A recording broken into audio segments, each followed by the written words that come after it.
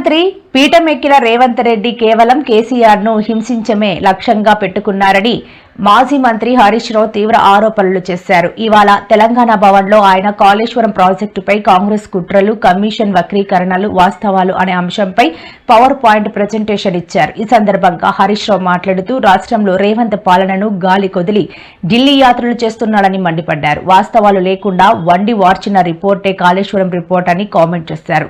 ప్రభుత్వం నుంచి ఏ పనులు చేపట్టినా బిల్లు పాస్ కావాలంటే మంత్రులకు 10 నుంచి 12% కమిషన్లు ముట్ట చెప్పాల్సిన దుస్థితి వచ్చిందని పేర్కొన్నారు. రెడ్డి రాగానే నారాయణపేట కొడంగల్ లిఫ్ట్ గుబరకాయ కొట్టిండా? ఏ కేబినెట్ అప్రూవల్ ఉందని కొట్టినావు నాయన నువ్వు? ఏ డిపిఆర్ ఉందని కొట్టినావు నాయన నువ్వు?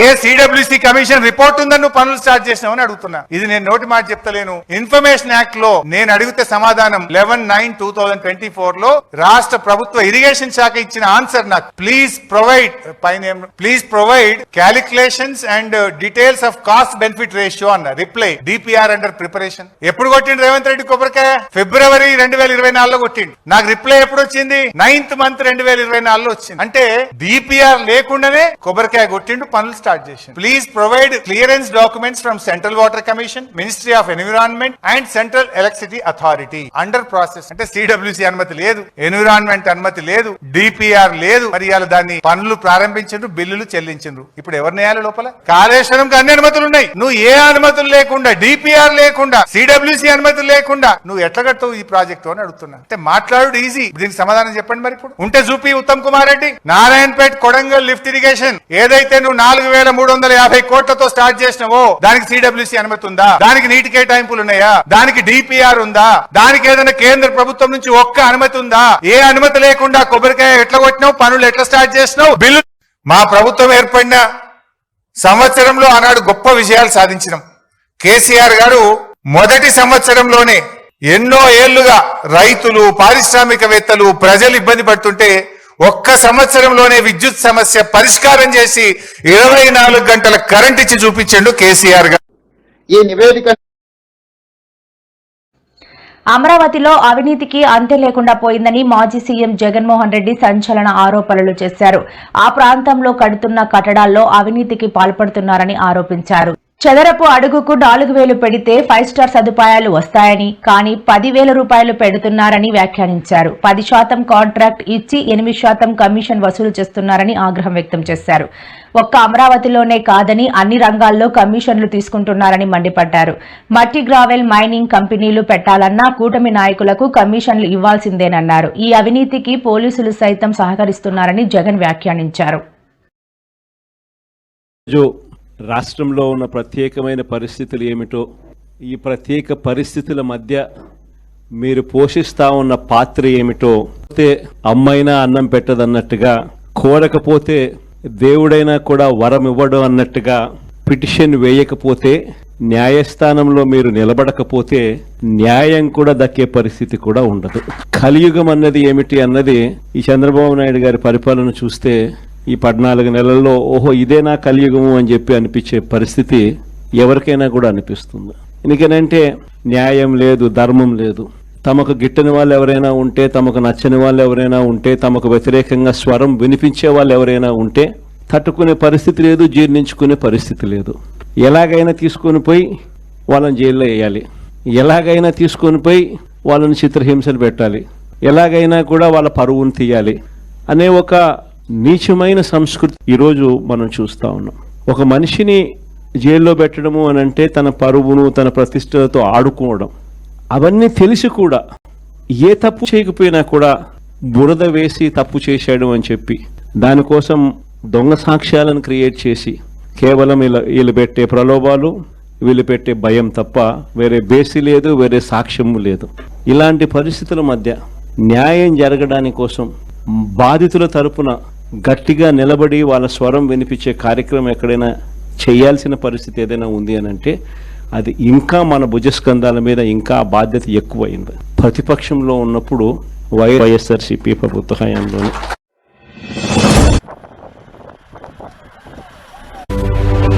ఈ జగన్ 2లో మాత్రం ఖచ్చితంగా ఎవరైతే పార్టీ కోసం చేసినారో ఈసారి ప్రతి ఒక్కరిని కూడా మర్చిపోకూడదు, డేటాబేస్ క్రియేట్ చేయండి అని చెప్తాను. ఈ డేటాబేస్ ఆధారంగానే రేపొద్దున ప్రతి ఒక్కరికి కూడా గుర్తింపు అనేది ఉంటుందనేది కేటీఆర్ ఒక ప్రకటన విడుదల చేశారు.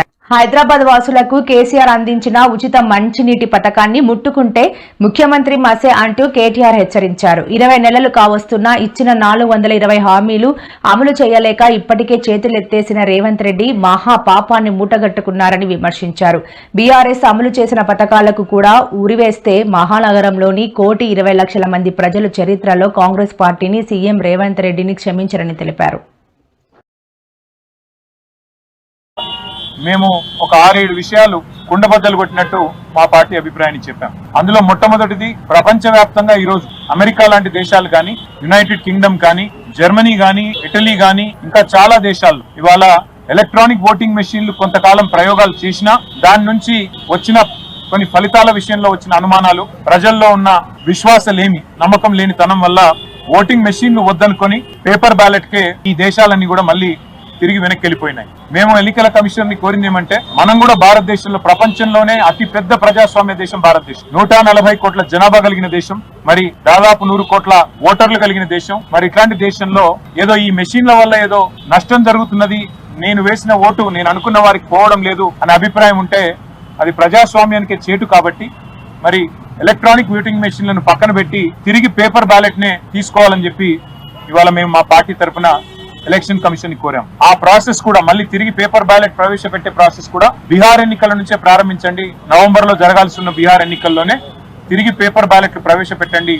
ఆ తర్వాత వచ్చే సాధారణ ఎన్నికల్లో అన్నింటిలో కూడా ఖచ్చితంగా మళ్ళీ పేపర్ బ్యాలెట్ తోనే నిర్వహించాలని చెప్పి కూడా మా పార్టీ తరఫున కుండబద్దలు కొట్టినట్టుగా మా అభిప్రాయాన్ని చెప్పాం. అదంతా గ్యాస్, అందులో ఉన్నది ట్రాష్ తప్ప ఏమీ లేదు. 655 పేజీల నివేదికను 60 పేజీల కుదించడంలోనే వాళ్ళ భాగవతం అర్థమైపోయింది. అంటే 600 పేజీలు వాళ్ళకి ఇష్టం లేని ఉన్నాయి, 60 పేజీలు వాళ్ళకి ఇష్టం ఉన్నవి ఉన్నాయి కాబట్టి వాటిని చూపెట్టే ప్రయత్నం చేస్తా ఉన్నారు.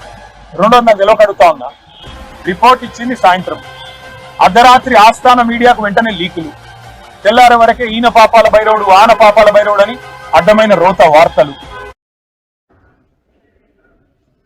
బంగాళాఖాతంలో కొనసాగుతున్న ఉపరితల ఆవర్తన ద్రోణి ప్రభావంతో తెలుగు రాష్ట్రాల్లో మరో 3 రోజుల పాటు విస్తారంగా వర్షాలు కురుస్తాయని వాతావరణ శాఖ అలర్ట్ జారీ చేసింది.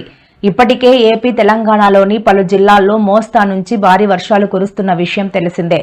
ఈ రోజు కూడా నగరంలో పాటు ఇతర జిల్లాల్లో కూడా మోస్తరు నుంచి భారీ వర్షాలు కురవనున్నట్లు అంచనా వేసిన వాతావరణ శాఖ రాష్ట్రం మొత్తానికి ఎల్లో అలర్ట్ జారీ చేసింది. ద్రోణి ప్రభావం పెరిగితే ఆరెంజ్ అలర్ట్ కూడా జారీ అయ్యే అవకాశం ఉన్నట్లు తెలుస్తోంది. 3 రోజుల పాటు విస్తారంగా వర్షాలు కురవనున్నాయి.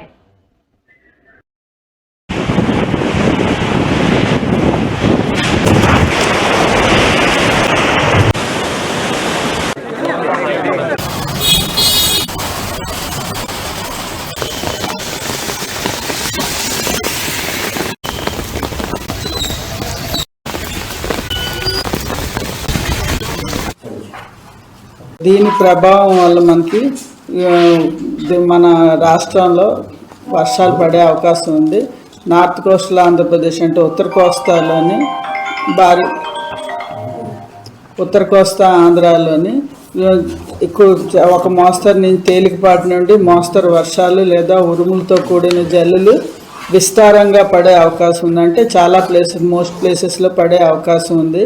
ఈ థండర్ స్టార్మ్స్ కూడా పడే అవకాశం ఉంది. దీంట్లోని గాలులు 50 నుంచి 60 కిలోమీటర్ల వేగంతో వీచే అవకాశం ఉంది.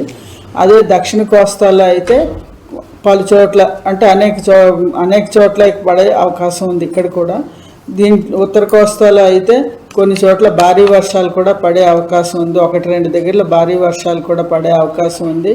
మనకి శ్రీకాకుళం, విజయనగరం, విశాఖపట్నం, అనకాపల్లి, పార్వతీపురం, మన్యం, ఏఎస్ఆర్ ఈ జిల్లాల్లో 1-2 చోట్ల భారీ వర్షం లేదా ఉరుములతో కూడిన జల్లు పడే అవకాశం ఉంది.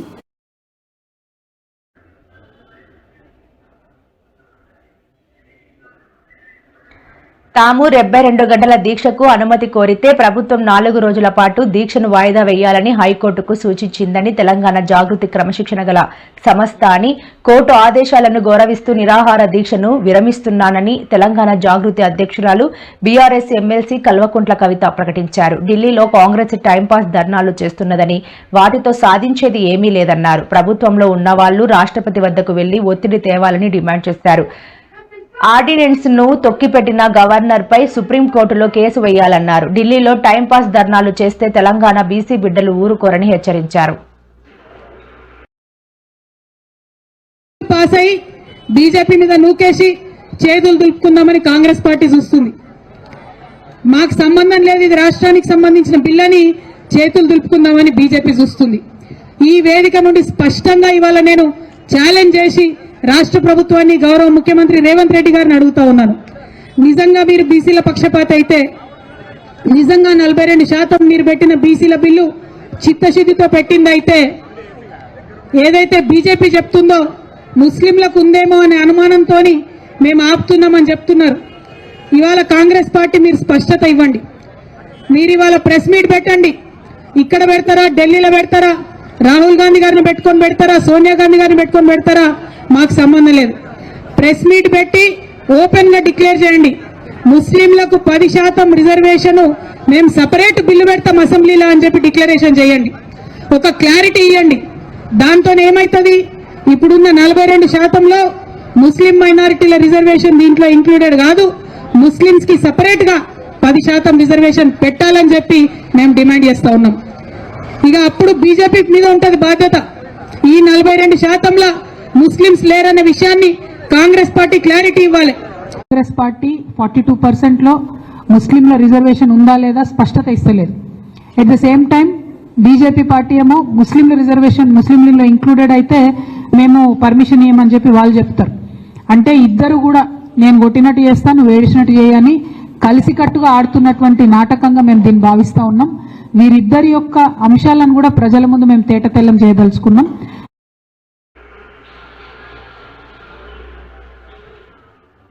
గత కొన్ని రోజులుగా రాష్ట్రంలో భారీ వర్షాలు కురుస్తున్నాయి. దీంతో సీజనల్ వ్యాధులు కూడా విపరీతంగా ప్రబలుతున్నాయి. ముఖ్యంగా వానాకాలంలో డెంగ్యూ కేసుల సంఖ్య పెరిగే ప్రమాదం ఉందని వైద్యులు హెచ్చరిస్తున్నారు.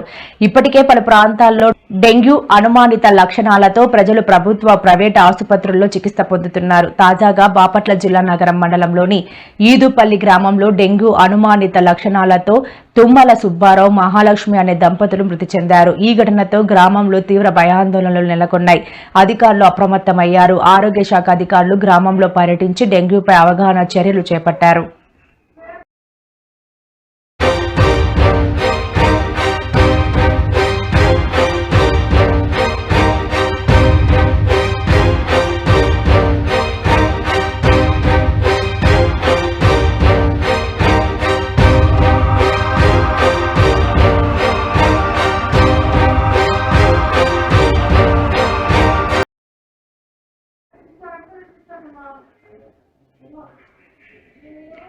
గత కొన్ని రోజులుగా రాష్ట్రంలో భారీ వర్షాలు కురుస్తున్నాయి. దీంతో సీజనల్ వ్యాధులు కూడా విపరీతంగా ప్రబలుతున్నాయి. ముఖ్యంగా వానాకాలంలో డెంగ్యూ కేసుల సంఖ్య పెరిగే ప్రమాదం ఉందని వైద్యులు హెచ్చరిస్తున్నారు.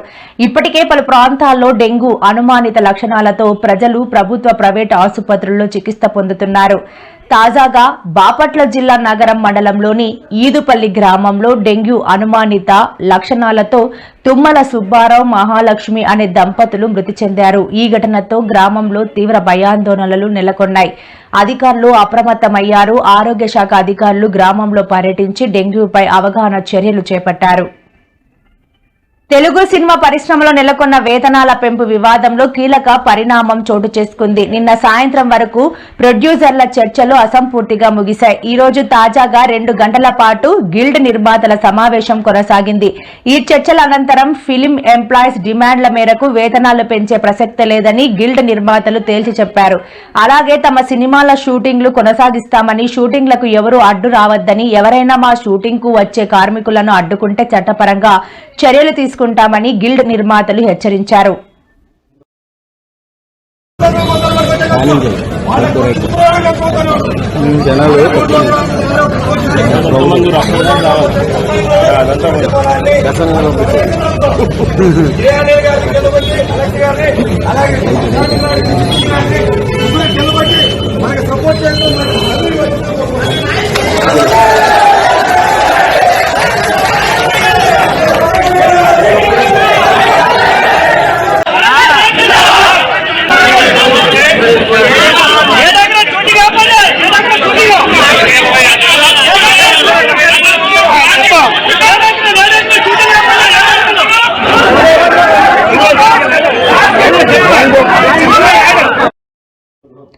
ఆంధ్రప్రదేశ్ అధికార పార్టీ ఎమ్మెల్యేకు సంబంధించిన ఓ వీడియో సోషల్ మీడియాలో వైరల్ అయిన విషయం తెలిసిందే. ఆ వీడియోలో ఎమ్మెల్యే నజీర్ ఓ మహిళతో వీడియో కాల్లో అసభ్యంగా ప్రవర్తించినట్లు కనిపించింది. తన ఫోన్ ఎవరో దుండగులు ఫోన్ ను హ్యాక్ చేసి రైల్లో వెళ్లేటప్పుడు తీసుకున్న వీడియోను మార్ఫ్ చేశారని ఆమె ఆరోపించారు. ఆ వీడియోలో తాను ఎమ్మెల్యే నజీర్ అన్నతో మాట్లాడుతున్నట్లు డిప్ ఫేక్ వీడియోను చేశారని, వారిపై కఠిన చర్యలు తీసుకోవాలని పోలీసులకు టీడీపీ రాష్ట్ర తెలుగు మహిళా సెక్రటరీ గుడుపల్లి వాణి ఫిర్యాదు చేశారు.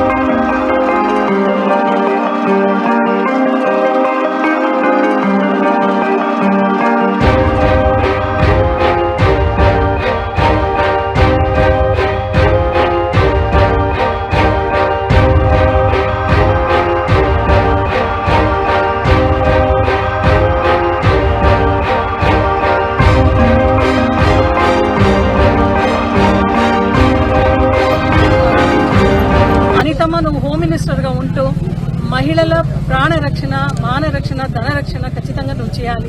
అది తప్ప నువ్వు అన్నీ మాట్లాడుతుంటావు. ఎప్పుడు జగన్మోహన్ రెడ్డి గారి గురించి మాట్లాడితే ఒక మాట మాట్లాడతావు, మానవీయత లేదా, మానవీయత ఉందా అని అడుగుతారు కదా. నీకు అసలు మానవీయత ఉందా తల్లి? ఎందుకంటే ఈరోజు ఎమ్మెల్యేలే, టీడీపీ ఎమ్మెల్యేలే మహిళల పైన ఇట్లా అసభ్యంగా ప్రవర్తన చేస్తున్నారు కదా. అసలు దాని గురించి ఎందుకు ఎక్కడ మాట్లాడడం లేదు? ఒక పేపర్ స్టేట్మెంట్ కూడా లేదు, ఎక్కడ కూడా ఒక ఖండన లేదు.